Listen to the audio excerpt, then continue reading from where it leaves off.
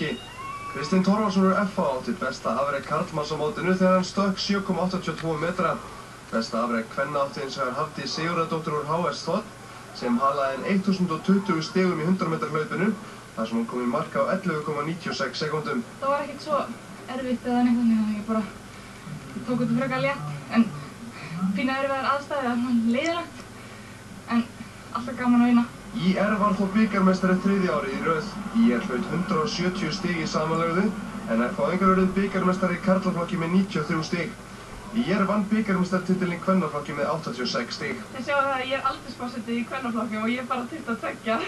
Ég er alveg hvað?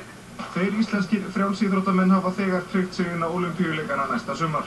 Langhlauparinn Kári Steinn Karlsson annar þeirra, en hann náði ólympíulágmarkinn í maraþonhlaupi í Berlín í lok september.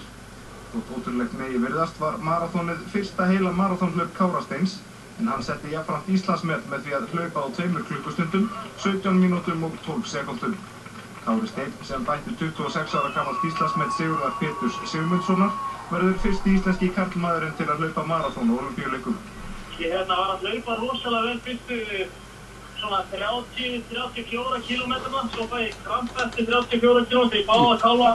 Þá ég vel stressaður og því ég vissi að það geta á eftir stað og var að fíla mig það vel, en það var hættur að krampin geti skemmt hlaupið, en hann hægði aðeins af mér og hann fæði þetta bara af mér og náði að komast í gegnum þetta. Hinn Íslendingurinn sem hefur unnið sér þátttökurétt í frjálsíþróttakeppninni á Ólympíuleikunum í London spjótkastarinn Ásdís Hjálmsdóttir.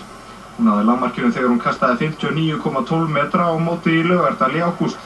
Með því kasti tryggði hún sér jafnframt þátttökurétt á heimsmeistaramótinu sem fór fram í Daegu í Suður Kóreu í haust. Þar var Ásdís nálægt við að komast í úrslit. Lengsta kast hennar var 59,15 metrar sem skilaði henni í 13. sæti í forkeppninni, en 12 efstu fór í úrslitin. Kristinn Torfason keppti líka á HM, en hann komst ekki í úrslit í langstökkinu. Ásdís hins vegar í fremstu röð spjótkastari í heiminum, því hún keppti jafnframt reglulega á demantamótaröðinni í sumar, en þar keppir aðeins besta frjálsíþróttafólk heims.